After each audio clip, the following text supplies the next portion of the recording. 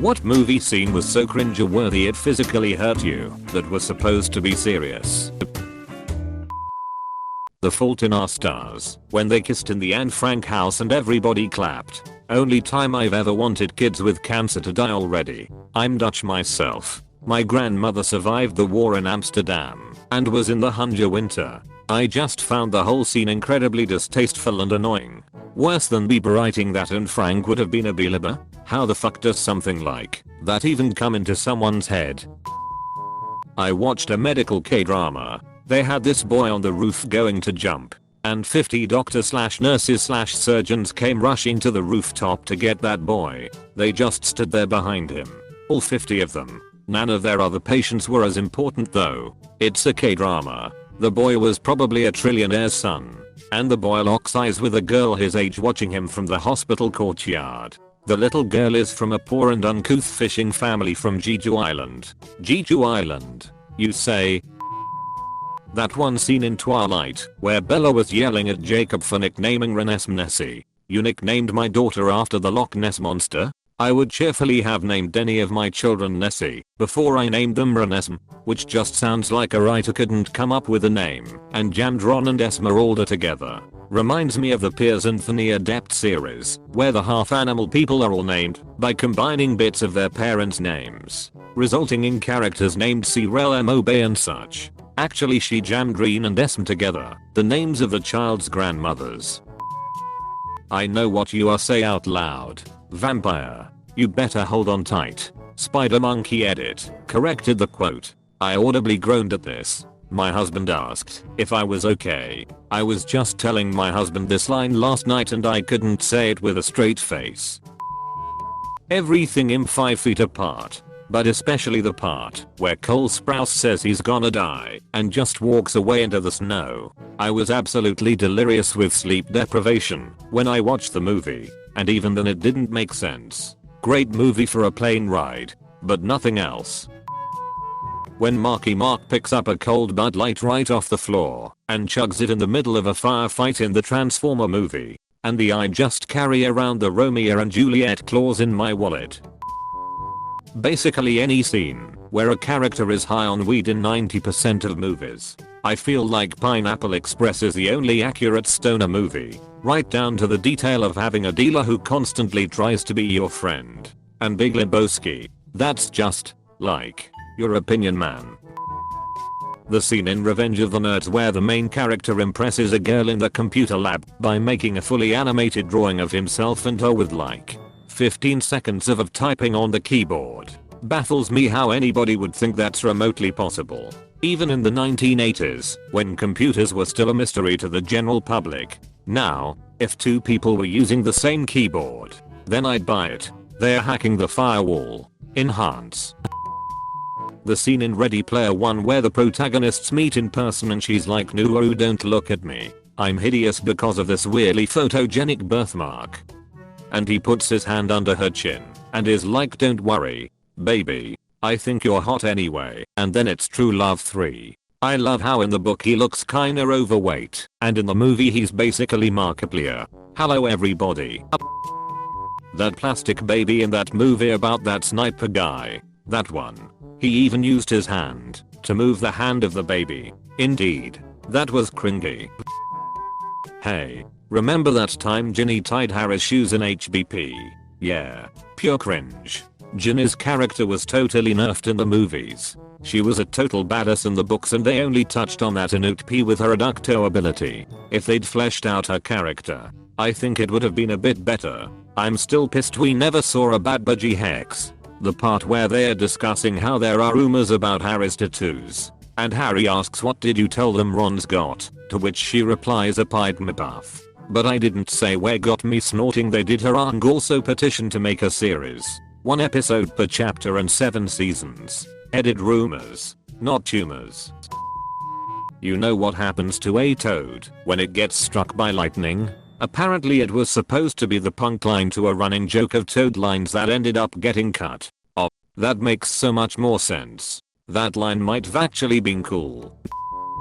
When Talia al Ghul died in The Dark Knight Rises. I know it has been talked about a lot, and even she didn't like the scene. but damn was it bad. I don't understand how that made it to the final cut. I don't understand how the second half of the film made it into the final cut. I always think splitting the final movie into two is just a cash grab, but this is the one instance I think it would have benefited the film. The second half of the film should have been an entire new movie. Between films, Bruce would have been in the pit for months and months, while Bane has been terrorizing Gotham for just as long.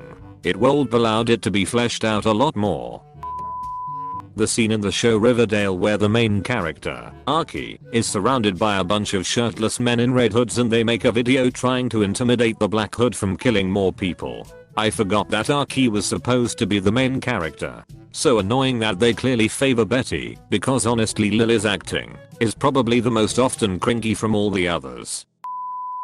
So that's it. Huh. We are some kind of Suicide Squad. The whole "this is Katana, she got my back" scene is also terrible beyond belief. The kiss between Captain America and Sharon Carter in Civil War. Bucky and Sam saved it emo. Can you move your seat up? No. Bro to bro smile at Cap kissing his life partner's niece. The entire plot of Justice League. It was basically, we need Superman cause we can't win without him. Should have just been called Superman and Friends. Be careful. Spoilers, that is so true. Personally, I think Superman is pretty boring. I mean, they are having this epic fight with the Send boss who is supposedly super strong and all. And Superman comes in and says like boop you're dead. Like WTF. I mean, it was important for them to bring him back, since he is one of the main DC heroes, but as soon as he was back, I knew who was going to win. Another thing that bothered me was that Flash is basically useless BC. Guess what, Superman is faster. Really? The one thing Flash's power gives him, and you make another hero better? I mean, villain okay, but hero? Don't get me wrong, DC has some good heroes. Batman, Flash, heck even Aquaman. They are / can be pretty cool, but Superman. TLDR, I don't like Superman. Edit. Spoiler warning. It is not a Superman problem. Some of the best stories of comic history feature Superman. It is a problem with writers not knowing how to write him. But when you get a good one come along like Alan Moore, the same issues that cause Superman to be a hard thing to write for others can be extremely useful plot devices to creating an original story. Same goes for other comic characters like Lucifer or Spectre, who are immensely more powerful than Superman. Much of Lucifer becomes much more about being philosophically challenged, which I prefer over a punch competition. It is a problem with writers not knowing how to write him. Superman can punch through buildings and is invulnerable, so the way to make him interesting is to not put him in a situation where punching through buildings while invulnerable is a solution. It's same dumb shit I'm hearing about Captain Marvel now. E.g., she can't lose, she can fly through spaceships. Okay, then how about we put her in a dilemma that can't be solved by flying through spaceships? Why is that such a hard concept? It's while Lex Luthor is his main villain, a rich man and politician who uses these things against him, and Superman has a hard time fighting back. But then sometimes he just steals 40 cakes or they give him power armor and it's stupid. Does the entirety of the movie Cats count? Edit. Thank you for my first award. I'm glad that this awful movie made something good happen for me. Watching Cats is like stumbling upon an unholy and heretofore unknown genre of porn. Every time these horny fur demons tongue a milk bowl and start moaning, I was certain the FBI would raid the theater. Edit. I want to note that this was a real review made by a real critic, and it is also 100% accurate. Well, when you put it that way, I might have to torrent that bitch. The first scene where Sofia Coppola's character talks to Andy Garcia's character in The Godfather Part 3, and it slowly dawns on you that she has the hots for her older cousin. It doesn't help but all Sofia Coppola's acting during this movie was unbearably wooden. People keep mentioning Attack of the Clones in this thread, but I tell you, Hayden Christensen was practically emotive compared to her. Great director, an actor, she is not, but it wasn't her fault. She had no training, and her dad for some reason pushed her into it. All of the Death Note movie, but especially when Light meets Ryuk and he screams and jumps backwards because he's afraid.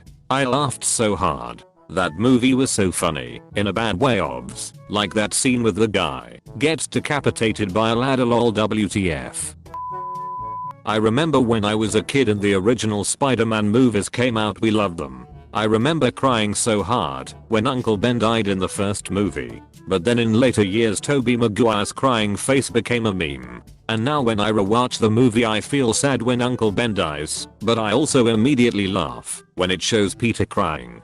So I kinda cringe whenever that happens now. On a positive note, me and my friend went to go see the third movie like 5 times and the last few times the theater was empty, so we just laughed until we cried at all the scenes where he is crying. It's just so funny now.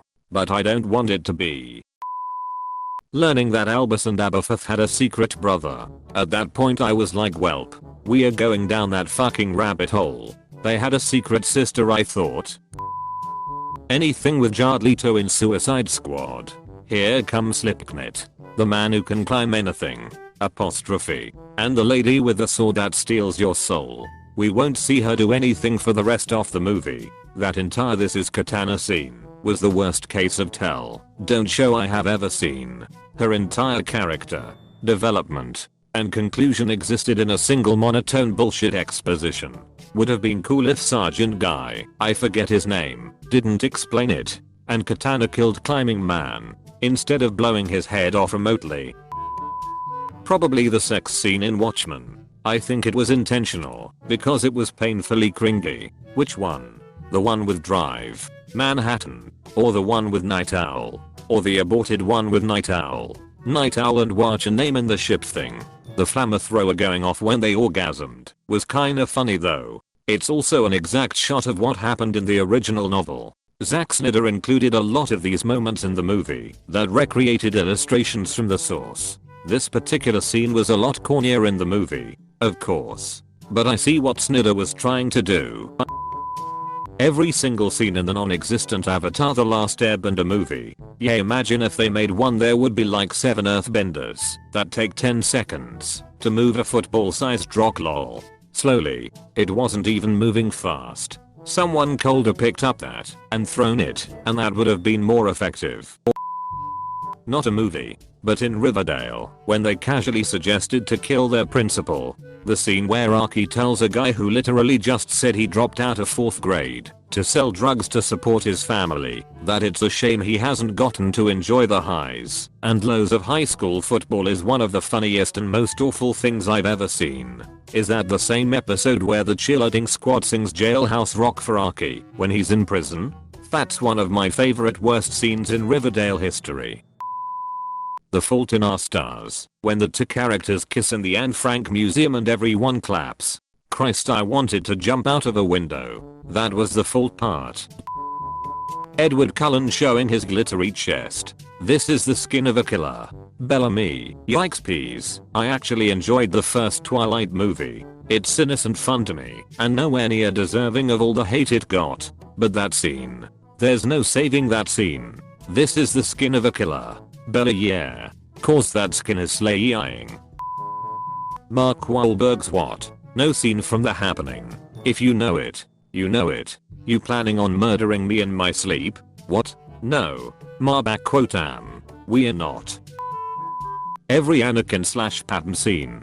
I don't like sand. Episode to really help me step up my flirting game. Talk about your fascist ideals and your dislike of sand and boom. You got yourself a secret wife. Secret from everyone, even yourself. If you are new to Tattletale TV, please subscribe. I have new videos every day. Stay tuned right now for another.